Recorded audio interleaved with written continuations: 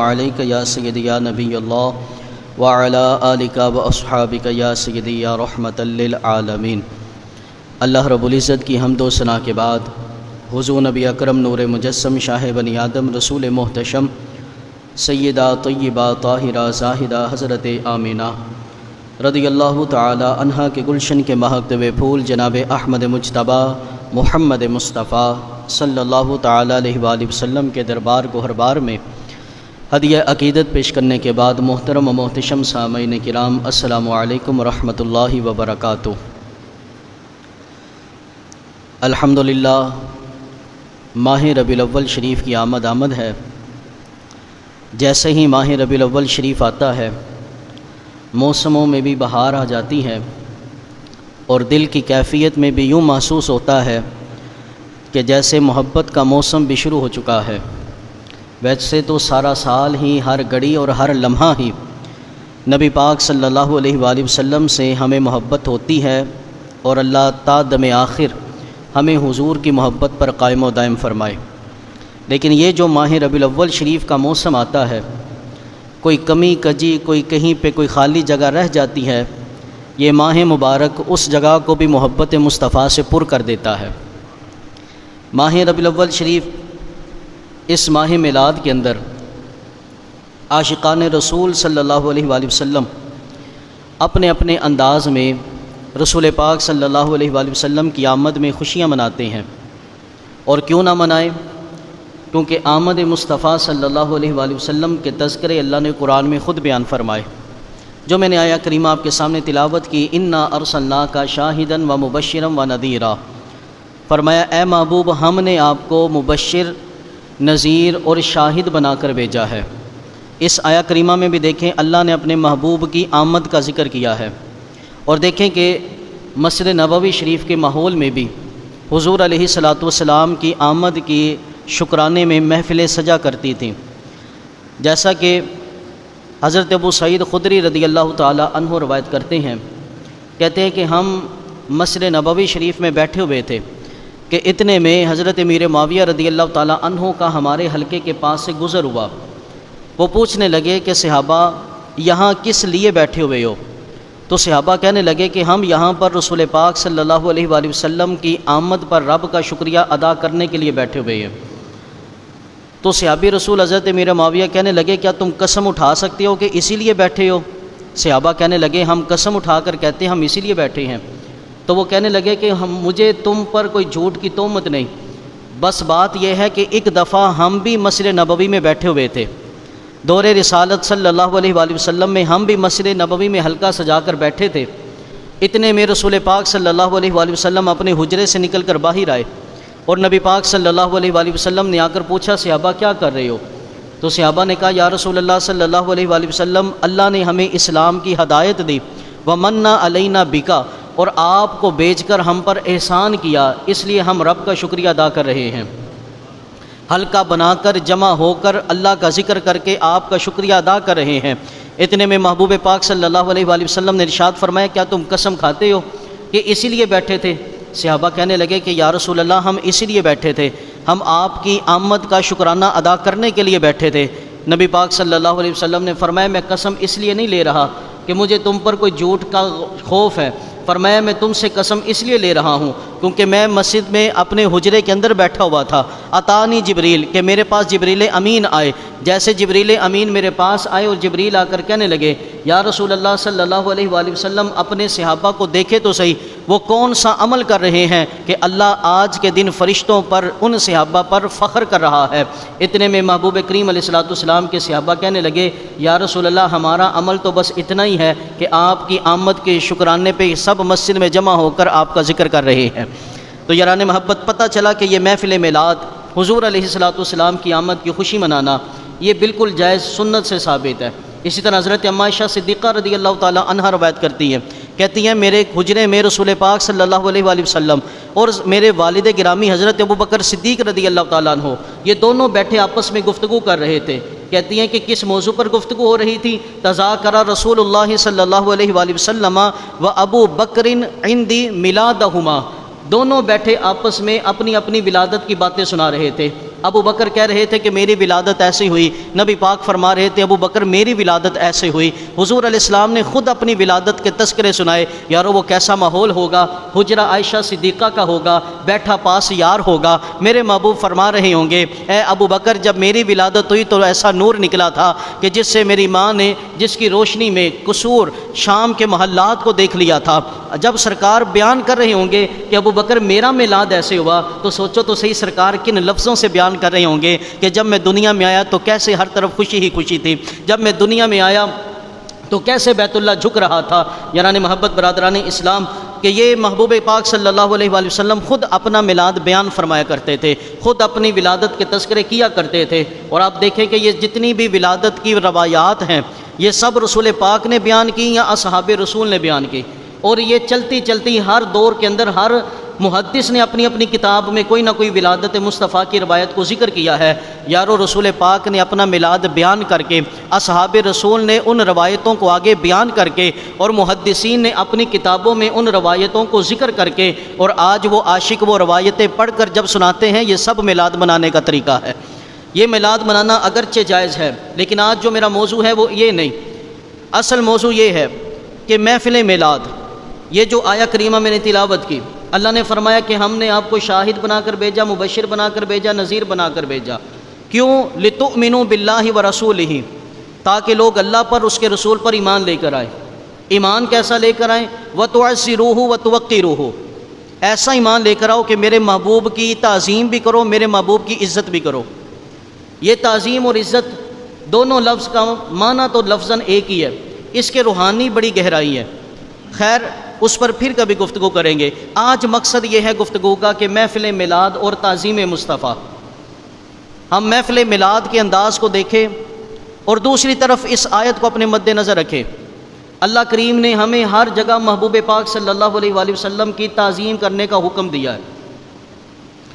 امام ابو ابراہیم یحییٰ رحمۃ اللہ تعالیٰ علیہ آپ فرماتے ہیں کہ تعظیم مصطفیٰ صلی اللہ علیہ وآلہ وسلم وصال مصطفیٰ کے بعد ویسے ہی لازم ہے جیسے اصحاب رسول پہ لازم تھی، اور فرماتے ہیں کہ جہاں پہ محبوب صلی اللہ علیہ وسلم کا ذکر ہونا تو وہاں پہ یہ نہ سمجھو کہ سامنے ثنا خاں بیٹھا ہے، سامنے کوئی خطیب بیٹھا ہے، کہاں جہاں ذکر مصطفیٰ ہو وہاں تصور مصطفیٰ کا جمایا کرو، اور اس انداز میں بیٹھا کرو کہ ہم حضور علیہ الصلوۃ والسلام کی صحبت میں بیٹھے ہوئے ہیں۔ آج ہم اپنی محفلوں کا انداز دیکھیں، آج ہم اپنے جلوسوں کا انداز دیکھیں، آج ہم اپنا میلاد منانے کا طریقہ دیکھیں، کیا ہمارا یہ طریقہ ہے کہ اگر حضور ظاہری طور پر ہمارے سامنے ہو تو ہم یہ عمل ان کے سامنے کر سکیں؟ اگر تو ہے تو اللہ کا شکر ادا کریں، اگر نہیں ہے تو ہمیں اپنی اصلاح کرنی چاہیے۔ تعظیم مصطفیٰ یہ بنیاد ہے اسلام کی، تعظیم مصطفیٰ ادب مصطفیٰ یہ بنیاد ہے اسلام کی۔ یاران محبت برادران اسلام، تلاوت کر کے ہم میلاد مناتے ہیں۔ ہماری جو محفل میلاد ہوتی ہے کہاں سے شروع ہوتی ہے؟ تلاوت قرآن سے۔ آج کی یہ گفتگو اپنے دل کے صفوں پہ لکھ لینا یار، اور انشاءاللہ میلاد منانے کا اگر کبھی سرور نہیں آیا تو اس سال ضرور آئے گا۔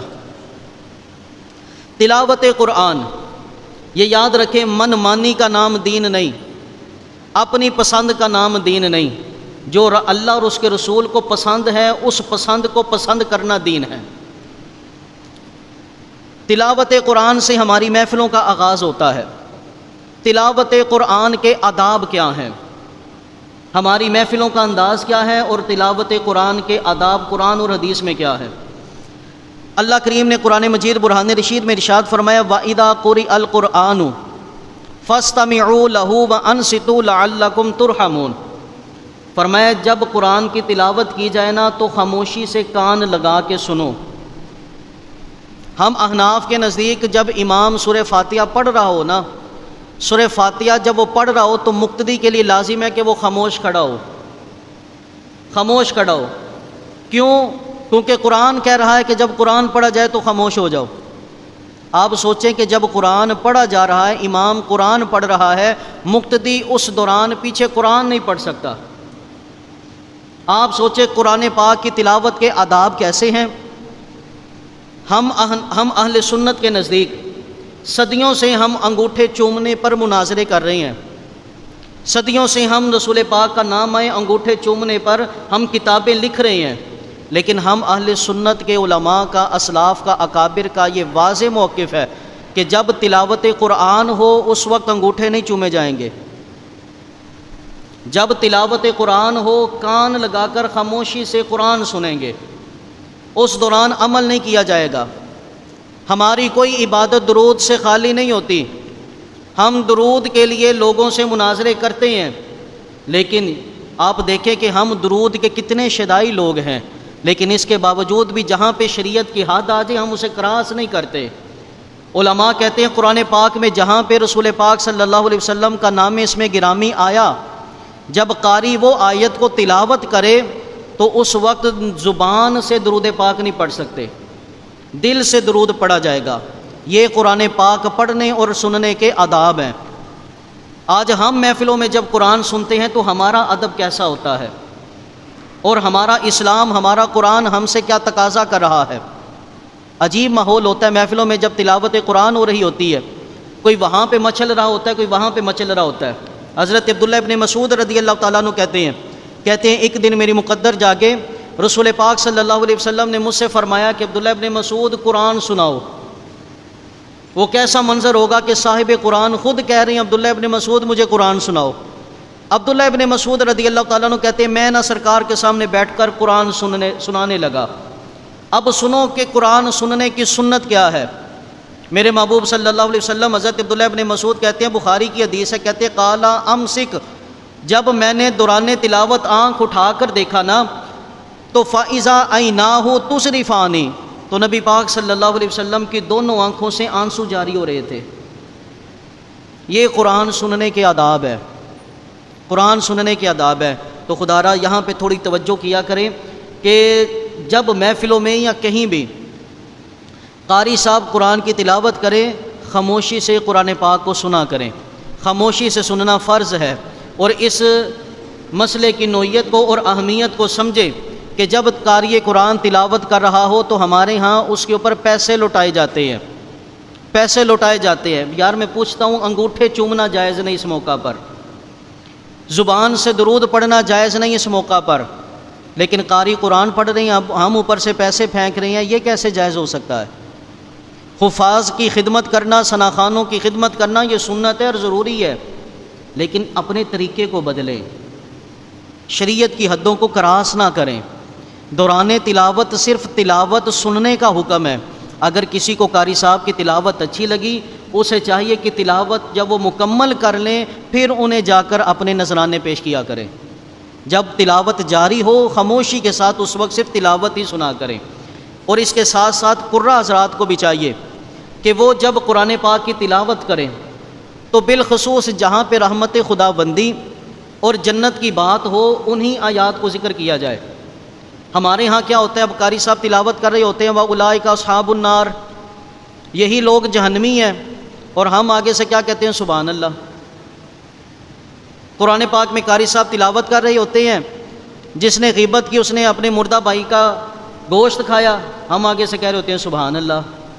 ہمارا قرآن سے رشتہ کتنا کمزور ہو گیا یار، ہمیں یہی نہیں پتہ کہ رب کی کتاب ہمارے سامنے جو پڑھی جا رہی ہے کیا پڑھی جا رہی ہے۔ خدا را قرآن پاک کو سیکھیں، اس کو سمجھیں، اور جو سننے سنانے والے ہیں اس کی طرف توجہ کیا کریں۔ اس کے بعد ثنا خوانی کرنا، نعت خوانی صحابہ نے کیسے کی، کس کس موقع پر کی، اور سرکار نے انہیں کیسے نوازا، انشاءاللہ وہ کہیں جمعے میں تفصیلاً اس پر گفتگو کریں گے۔ المختصر یہ کہ نعت خوانی کر کے میلاد منانا یہ بھی سنت سے ثابت ہے۔ جیسے نبی پاک صلی اللہ علیہ وسلم، مشہور ہے یہ روایت، جب حضور مکے سے مدینے کی جانب گئے تو وہاں پہ بچیاں کھڑی ہو گئیں اور انہوں نے دف بجا کر رسول پاک صلی اللہ علیہ وآلہ وسلم کی ثنا خوانی کی، اور یہ اشعار پڑھے، طلع البدر علینا من ثنیات الوداع وجبت شکر علینا ما دعا للہ داع، یہ اشعار ان بچیوں نے پڑھے۔ تو ثنا خوانی کرنا یہ جائز بھی ہے، بلکہ رب کی خود سنت ہے۔ سارا قرآن ہی نعت مصطفیٰ ہے۔ بولو تھوڑا سا، بات تھوڑی آج سخت ہو رہی ہے تو لیکن تھوڑا تھوڑا بولتے بھی رونا یار، مجھے پتہ تو چلے کہ سمجھ آ رہی ہے۔ ثنا خوانی کرنا یہ رسول پاک صلی اللہ علیہ وآلہ وسلم آپ نے خود بھی اپنی ثنا خوانی کی، حضور علیہ الصلوۃ والسلام کے اصحاب نے ثنا خوانی کی، لیکن نعت پڑھنے میں، نعت سننے میں ہمیں آداب کو ملحوظ خاطر رکھنا چاہیے۔ ایسے نعت خواں اعلیٰ حضرت امام اہل سنت جلد 32 کے اندر آپ فتویٰ ارشاد فرماتے ہیں۔ اس فتوے کو دیکھیں، آج ہم سب سے اولا و اعلیٰ ہمارا نبی، واہ کیا جود و کرم ہے شاہ بطحا تیرا۔ اعلیٰ حضرت کے کلام پڑھ کر ہم سب مشہور تو ہو جاتے ہیں، لیکن اعلیٰ حضرت نے فتویٰ کیا دیا ہم اسے بیان ہی نہیں کرتے۔ سنیں اعلیٰ حضرت علیہ رحمہ کیا فرماتے ہیں۔ آپ فرماتے ہیں کہ جناب نعت خواں اور خطیب محافل میلاد اور جلوس میلاد میں کہتے ہیں کہ ڈھول باجے وغیرہ نہیں ہونے چاہیے، یہ ہمارے امام کا فتویٰ ہے۔ میلاد اور جلوس میں ڈھول اور باجے نہیں ہونے چاہیے۔ فرمایا جن محافل میں ایسے لہو و لعب استعمال کیے جائیں، میوزک استعمال کیا جائے، ڈھول استعمال کیا جائے، باجا استعمال کیا جائے جن محافل کے اندر، فرمایا ایسی محافل پہ جانا جائز نہیں ہے، خواہ ان محفلوں کو محفل میلاد کا نام دیا بھی جائے۔ مزید ارشاد فرماتے ہیں جس شخص کی نسبت معروف اور مشہور ہو جائے کہ معاذ اللہ وہ حرام خور ہے، یعنی کوئی حرام کام کرتا ہے، اس سے میلاد شریف پڑھوانا یہ جائز نہیں ہے۔ فرمایا کہ لیکن ہاں یہاں پہ یہ بات بھی یاد رکھنی ہے کہ یہ بھی ضروری ہے کہ شہرت صحیح ہو، یعنی کہ اگر کسی بندے کے بارے میں مشہور ہے نا یہ فلاں گناہ کرتا ہے، تو آپ کو یقین ہونا چاہیے کہ واقعی وہ نعت خواں یا وہ خطیب وہ یہ گناہ کرتا ہے۔ کیوں؟ آپ فرماتے ہیں کیونکہ آج کل اکثر وہم کی وجہ سے لوگ ایک دوسرے پر تہمت لگا دیتے ہیں۔ تو فرمایا کہ اگر کوئی بندہ حرام کام کرتا ہے تو ایسے بندے سے نعت خوانی نہیں کروائی جا سکتی، اسے سٹیج پر نہیں بٹھایا جا سکتا۔ مجھے بتائیں یار، نمازوں کو قضا کرنا یہ گناہ ہے کہ نہیں ہے؟ داڑھی کو کٹوانا گناہ ہے کہ نہیں ہے؟ میں بھی سوچ لوں، آپ بھی سوچ لیں، ہم محفل میلاد کر رہے ہیں تو تعظیم مصطفیٰ کیا کر رہے ہیں؟ تعظیم مصطفیٰ کیا کر رہے ہیں؟ سوچو تو صحیح یار کہ جن کا میلاد بنا رہے ہیں، جن کا ذکر کرنے کے لیے ہم تیاریاں کر رہے ہیں، انہی کے رستے کو چھوڑ رہے ہیں، تو یہاں پر میلاد کہاں رہ گیا؟ اسی طرح نعت خوانوں کے لحاظ سے خدمت کرنا، یہ یاد رکھیں نعت خوانوں کی خدمت کرنا یہ سنت ہے، ٹھیک ہے، یہ سنت ہے۔ امام بوصیری علیہ رحمہ مشہور آپ کا واقعہ کہ جب آپ نے وہ قصیدہ بردہ شریف لکھا، نبی پاک صلی اللہ علیہ وسلم کی زیارت ہوئی، نبی کریم علیہ السلام تشریف لائے اور سرکار نے فرمایا بوصیری مجھے بھی وہ قصیدہ سناؤ۔ جب وہ قصیدہ سنایا تو سرکار نے چادر تحفے میں دی تھی، چادر تحفے میں دی تھی۔ تو نعت خوانی دیکھیں کتنا اونچا منصب ہے، سرکار خود کہتے ہیں میری نعت سناؤ۔ ثنا خواں کتنے اونچے منصب پہ فائز ہے۔ حسان بن ثابت آگے یا رسول اللہ صلی اللہ علیہ وآلہ وسلم میں نعت سنانا چاہتا ہوں۔ میرے محبوب نے فرمایا رک جاؤ، صحابہ سے کہا ممبر لگاؤ، ممبر لگا دیا۔ فرمایا حسان ممبر پہ بیٹھو، جی بیٹھ گئے۔ نبی پاک صلی اللہ علیہ وسلم نیچے تشریف فرما ہو گئے۔ فرمایا حسان اب میری نعت پڑھ کے سنا۔ نعت پڑھنا، نعت سننا، نعت سنانا کتنا اونچا مذہب ہے، لیکن آج ہم نے نعت خوانی کے ضمن میں ہم نے ایک بہت بڑا مافیا تیار کر رکھا ہوا ہے، بہت بڑا کاروبار تیار کر رکھا ہوا ہے۔ یاد رکھیں ہم باز آ جائیں ان چیزوں سے، ہم لوگ ہی ہیں ان لوگوں کو پروموٹ کرنے والے۔ ہر دوسرا بندہ آ کر کہتا ہے جی وہ فلانے اتنے پیسے لیندا ہے، میں پوچھتا ہوں اسے بلایا کیوں تھا، اسے بلایا کیوں تھا؟ نعت خوانوں کی خدمت کے لحاظ سے یاد رکھیں اگر کوئی نعت خوان نعت پڑھنے کے پیسے لے، نہ اس کا پڑھنا جائز نہ پڑھوانا جائز ہے۔ نعت خواں اگر وہ یہ کہے کہ جناب میں نعت پڑھوں گا تو میں اتنے پیسے لوں گا، یہ عبادت ہے، نعت پڑھنا عبادت پر اجرت لینا جائز نہیں ہے۔ اسی طرح اگر کوئی امام کہتا ہے جی میری نماز کتنے پیسے، یا انتظامیہ میں یا نمازیوں میں کسی کے ذہن میں یہ بات ہو کہ ہم قاری صاحب کو نماز پڑھانے کے پیسے دیتے ہیں، نہ اس امام اگر وہ نماز کے پیسے لے تو اس امام کی نماز نہیں، اس کے پیچھے کسی کی نماز نہیں۔ اگر انتظامیہ یا لوگ یا کمیٹی یا مقتدی یہ نیت رکھتے ہیں کہ ہم امام صاحب کو نمازوں کے پیسے دیتے ہیں، ان لوگوں کی اس امام کے پیچھے نماز کوئی نہیں۔ عبادت کے پیسے لینا یہ شرعاً درست نہیں ہے۔ کیسے جو ہے یہ تنخواہیں پھر کیسے جائز ہوتی ہیں؟ یہاں پہ وقت کا اجارہ کیا جائے گا، نمازوں کا اجارہ نہیں ہوتا، وقت کا اجارہ ہوتا ہے کہ قاری صاحب آپ اتنا وقت ہمیں دیں گے، ہم اس وقت کے پیسے دیں گے۔ اس وقت میں قاری صاحب مسجد میں موجود ہونا ضروری ہے، وہ نماز پڑھائیں یا نہ پڑھائیں۔ کئی دفعہ کوئی بڑے عالم آ جاتے ہیں، وہ نماز پڑھاتے ہیں، کبھی کوئی نائب امام آگے آ جاتا ہے یا امام صاحب بیمار ہو جاتے ہیں، تو شرعاً جو ہے وقت کے پیسے ہوتے ہیں۔ اسی طرح اگر نعت خواں ان کو پیسے دینا چاہتے ہیں تو ایک صورت اس کی یہ ہے کہ وقت کا اجارہ کیا جائے۔ نعت خواں یہ کہے کہ بھائی میں 2 گھنٹے 3 گھنٹے آپ کو دوں گا، اس وقت کے مجھے اتنے پیسے دے، اجارہ وقت کا کیا جائے، یہ شرعاً درست ہے۔ لیکن یہاں پر میں ان نعت خوانوں سے بھی کہوں گا، سننے میں آیا کہ لوگ 3-3 لاکھ کا اجارہ کرتے ہیں، 2 گھنٹے 3 گھنٹے 3-3 لاکھ روپیہ مانگتے ہیں۔ میں پوچھتا ہوں ہم ہی وہ لوگ ہیں جو یہ کہتے ہیں کہ بھائی 1 روپے پہ 100 روپیہ کمانا جائز ہے، یہ 1 فٹ سکیل ہے نا 5 روپے کا خریدا ہے تو کوئی 500 روپے کا بیچ دے، یہ جائز ہے، لیکن منافع خوری میں آتا ہے۔ ہم ہی منافع خوری کو اخلاقاً درست نہیں کہتے، تو خدا را نعت خوانوں اور دیگر لوگوں کو بھی سوچنا چاہیے۔ نمبر 1 اجارے کی صورت۔ نمبر 2 اس صورت میں بھی جائز ہے کہ نعت خواں وہ اس نیت سے پڑھنے کے لیے آئے کہ مجھے وہاں سے کچھ نہیں ملنا، اور بلانے والا بھی اس نیت سے بلائے کہ اگر میں اسے کوئی پیسہ نہ بھی دوں تو اگلی دفعہ یہ پھر آ جائے گا، اگلی دفعہ بلاؤں گا یہ پھر محفل میں آ جائے گا۔ لیکن اب وہ آ کر نعت پڑھتا ہے، جاتے جاتے اسے کسی نے پیسے دے دیے، یہ اس کے لیے تحفہ ہے، اس میں کوئی قباحت نہیں ہے۔ جب لینے والے پیسے اور دینے والے پیسے دونوں کی نیت نعت کی بھی نہ ہو اور نہ ہی کوئی ڈیمانڈ ہو، نہ ہی نیت میں یہ بات ہو کہ ہم نے پیسے دینے ہیں یا ہم نے پیسے لینے ہیں، اس صورت میں نعت خوانوں کی خدمت کی جائے تو وہ شرعاً درست ہے۔ رہی بات خطاب کی، خطاب کے بارے میں علماء فقہا کا ایک دور تھا جس دور میں خطاب کے پیسے لینا بھی شرعاً درست نہیں تھے۔ پھر یہ 100-150 سال کے جو علماء ہیں، انہوں نے دیکھا کہ علماء کی تعداد بڑی کم تھی اس دور میں، یہاں پہ ایک عالم ہوتا تو دوسرے شہر میں کوئی عالم ملتا تھا، دارالحکومت میں ایک مفتی ہوا کرتا تھا، پوری سلطنت میں اسی کا فتویٰ چلتا تھا، علماء بڑے تھوڑے تھے۔ تو علماء کی تبلیغ کے لیے جب لوگوں نے علماء کی خدمت کرنا چھوڑ دی تو پھر فقہا نے یہ جزیہ نکالا کہ علماء اگر تبلیغ کے پیسے لیں تو ان کے لیے جائز ہے، خطاب کے پیسے لیں تو جائز ہے۔ کیوں؟ کیونکہ اگر یہ علماء تبلیغ نہیں کریں گے تو دین نہیں چلے گا، اگر نعت خواں نعت نہیں پڑھتا تو دین چل پڑے گا۔ کیوں؟ کیونکہ سارے امتی سرکار کے نعت خواں ہیں۔ میں نے چھوٹی بات نہیں کی یار، آپ سب کی میں نے اس طرح تعریف کر دی ہے، آپ سب نعت خواں ہیں، بولے سبحان اللہ، ذرا اور تھوڑا بولو ذرا جی۔ یہ چھوٹی بات نہیں میں نے کی، میں نے ابھی آپ کو بتایا کہ نعت پڑھنے کا منصب کیا ہے، ہم سب اللہ کے رسول کے نعت خواں ہیں۔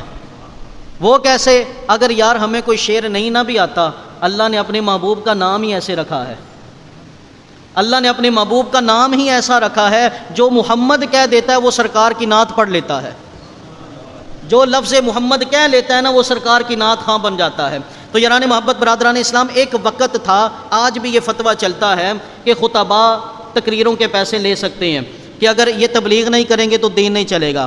لیکن میں اس دور میں اپنے بزرگوں کی مخالفت نہیں کر رہا، لیکن میں کہتا ہوں کہ اب زمانہ پھر بدل گیا ہے، اب خطیب بھی اپنی تقریر کے پیسے نہیں لے سکتا، میں اس کو بھی درست نہیں سمجھتا۔ وہ کیوں؟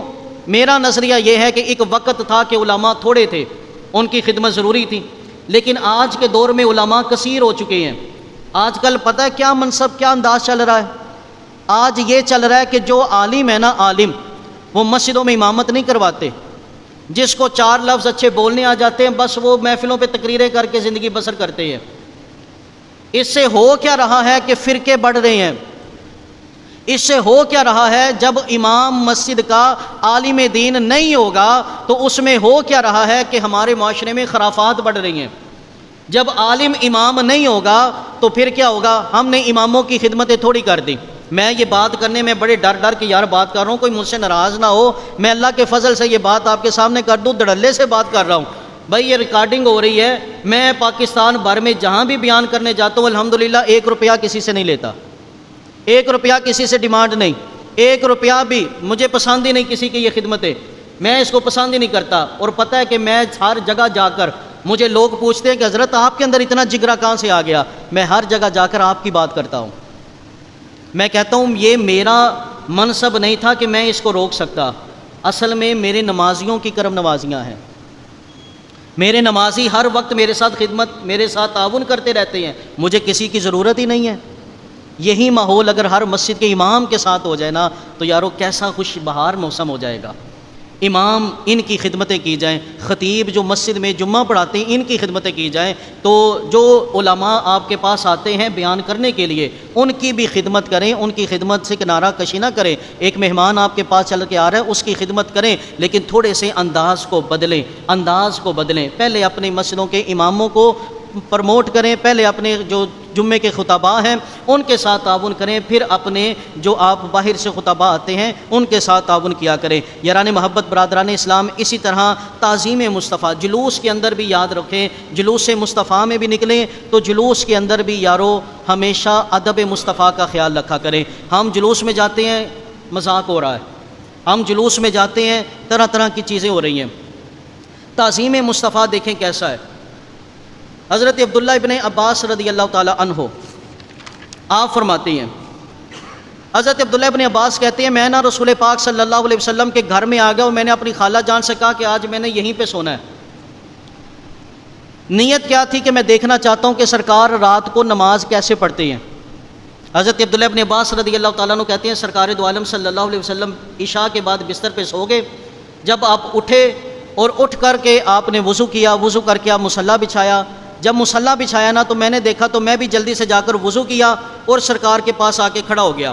سرکار دو عالم سے کچھ قدم پیچھے کھڑا ہو گیا تو نبی پاک صلی اللہ علیہ وسلم نے پیار سے محبت سے میرا دایاں کان پکڑا اور مجھے اپنے برابر کھڑا کر لیا۔ جیسے اپنے برابر کھڑا کیا نا، آپ فرماتے ہیں کہ سرکار نے جب تکبیر تحریمہ کی میں پھر پیچھے آ کے کھڑا ہو گیا، میں پھر پیچھے آ کر کھڑا ہو گیا۔ اب دیکھیں تعظیم مصطفیٰ، تو تعظیم مصطفیٰ کا انجام اور نتیجہ کیا ملتا ہے۔ حضرت عبداللہ ابن عباس کہتے ہیں میں پیچھے کھڑا ہو گیا، حضور نے سلام پھیرا، کہا عبداللہ ابن عباس میں نے تجھے اپنے ساتھ کھڑا کیا تھا، تم پیچھے چلے گئے۔ حضرت عبداللہ ابن عباس کہنے لگے یا رسول اللہ صلی اللہ علیہ وسلم، یہ کسی بندے کے لیے جائز کیسے ہو سکتا ہے کہ وہ آپ کو نبی بھی مانے اور آپ کی برابری بھی کرے؟ بولیں تھوڑا سا۔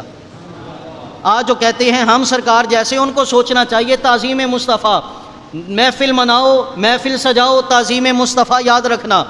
حضرت عبداللہ ابن عباس چھوٹی سی عمر میں آپ نے جب یہ بات کی نا، سرکار کو اتنی اداب پسند آئی، میرے محبوب نے ہاتھ اٹھا لیے، فرمایا اے اللہ عبداللہ ابن عباس کے علم میں بھی اضافہ فرما دے، اس کے فضل میں بھی اضافہ فرما دے۔ اور ایک صحابی رسول حضرت جریر بن عبداللہ، اللہ اکبر کبیرہ، وقت ہوتا تو ان کی میں بتاتا آپ کو۔ حضرت جریر بن عبداللہ یہ اتنے خوبصورت صحابی تھے یار کہ صحابہ ان کے بارے میں کہا کرتے تھے یوسف فی ہذہ الامہ، یہ جریر بن عبداللہ اس امت کا یوسف ہے۔ اور جریر بن عبداللہ رضی اللہ تعالیٰ عنہ کے بارے میں آتا ہے کہ جریر بن عبداللہ رضی اللہ تعالیٰ عنہ جب سرکار کے دروازے پہ آتے نا، کہتے جریر بن عبداللہ آیا ہے، کسی اور کو اجازت ملتی نہ ملتی انہیں ضرور ملا کرتی تھی۔ اور جریر بن عبداللہ یہ واحد صحابی رسول ہیں، سرکار جلال میں بھی ہوتے نا، جلال میں بھی ہوتے، جریر بن عبداللہ سامنے آ جاتے تو سرکار مسکرانا شروع کر دیتے۔ اتنے خوبصورت اور اتنی نرم طبیعت کے مالک تھے جریر بن عبداللہ۔ حضرت جریر بن عبداللہ رضی اللہ تعالیٰ عنہ کہتے ہیں ایک دفعہ میں مسجد نبوی شریف میں آیا، تھوڑا لیٹ ہو گیا کہ سرکار دو عالم صلی اللہ علیہ وآلہ وسلم خطبہ ارشاد فرما رہے تھے، مسجد کھچا کھچ بھری ہوئی، میں نے کیا کیا دروازے کے پاس ہی نا میں زمین پہ بیٹھ گیا۔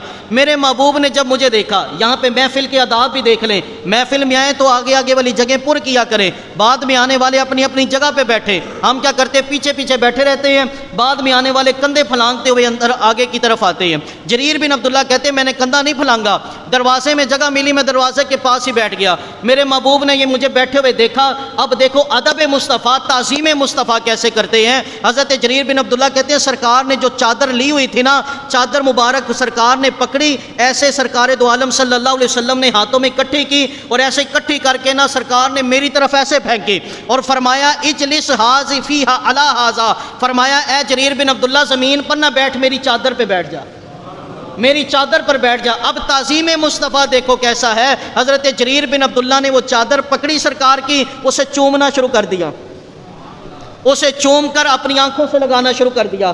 اور آنکھوں سے لگاتے جا رہے ہیں اور ساتھ میں روتے جا رہے ہیں اور ساتھ میں کہتے جا رہے ہیں یا رسول اللہ صلی اللہ علیہ وآلہ وسلم میں اس قابل نہیں کہ آپ کی چادر پہ بیٹھوں، میں اس قابل نہیں کہ آپ کی چادر پہ بیٹھوں۔ امام مالک علیہ رحمہ، امام مالک کے زمانے میں ایک حضرت جعفر بن سلیمان ایک خلیفہ تھا جو خاندان رسول سے تھا۔ جعفر بن سلیمان نے کسی وجہ سے کسی فتوے کی بنیاد پر امام مالک علیہ رحمہ کو کوڑے مارے۔ جب آپ کو کوڑے اتنے مارے کہ آپ بے ہوش ہو گئے، جب آپ ہوش میں آئے نا، جب ہوش میں آ کر بیٹھے تو امام مالک کہنے لگے زمانے والوں گواہ ہو جاؤ، میں نے جعفر بن سلیمان کو معاف کر دیا، میں نے جعفر بن سلیمان کو معاف کر دیا۔ لوگوں نے کہا حضرت آپ کو وہ فتوے پہ مارتا ہے آپ اسے معاف کر دیتے ہیں؟ آپ نے فرمایا میں نہیں یہ چاہتا قیامت کا دن ہو اور ایک سید زادہ مجرم میرا بن کے اللہ کے حضور آ جائے، میں نہیں چاہتا کہ میرا مجرم سید زادہ اور رب کے حضور آئے۔ یہ تعظیم مصطفیٰ ہے کہ رسول پاک صلی اللہ علیہ وسلم کے اصحاب کی تعظیم کی جائے، اہل بیت کی تعظیم کی جائے، سرکار کے ذکر کی تعظیم کی جائے، سرکار کا ذکر جس محفل میں ہوتا ہے اس محفل کی تعظیم کی جائے، سرکار کا ذکر جس جلسے میں ہوتا ہے اس جلسے کی تعظیم کی جائے، سرکار کا ذکر جس جلوس میں ہوتا ہے اس جلوس کی تعظیم کی جائے۔ ارے سرکار کا ذکر کسی جگہ پہ ہو جائے اس حلقے کی تعظیم کرو، اس زبان کی تعظیم کرو۔ یہ تعظیم مصطفیٰ کا درس لے کر اگر میلاد مصطفیٰ مناؤ گے نا تو انشاءاللہ ساری زندگی میلاد اپنی طرف، یہ تعظیم کو اپنے ذہن میں رکھ کر قدم اٹھاتے رہو گے نا جلوس میں، ساتھ درود پاک پڑھتے رہنا، پھر دیکھنا بہاریں کیسی ہوتی ہیں۔ اللہ ہم سب کو عمل کی توفیق عطا فرمائے۔